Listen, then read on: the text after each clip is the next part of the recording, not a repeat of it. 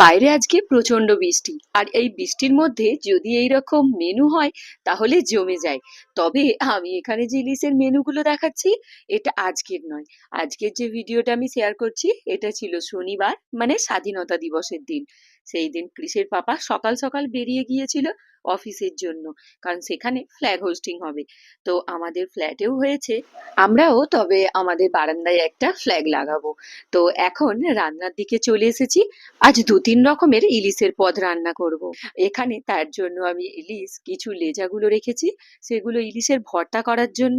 আর এখানে নুন, হলুদ আর তেল মাখিয়ে নিচ্ছি, এটা ভাজা খাওয়া হবে। আর এইটা হবে ইলিশ ভাপা।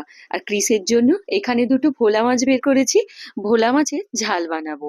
ক্রিস এই ইলিশ মাছ ভাজা খেতে ভালোবাসে, কিন্তু ওই তেল দিয়ে ভাত খেতে পারবে না।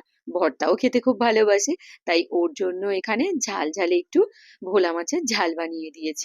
কচু ভাতে দিয়েছি, আর তার জন্যই এই তেল লঙ্কাটা করেছি, ওর সাথে মাখালে খেতে দুর্দান্ত লাগবে।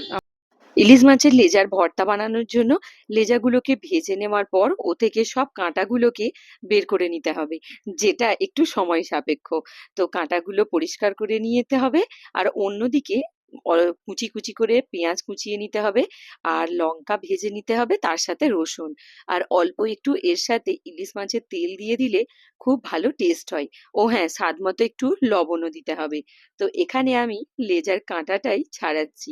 তো একা পারছিলাম না, তাই ক্রিস আমার সাথে একটু হেল্প করছিল। আমাদের এখন ফ্ল্যাগ হোস্টিং হচ্ছে, তো আমরা আমাদের এই বারান্দাতেই লাগাচ্ছি।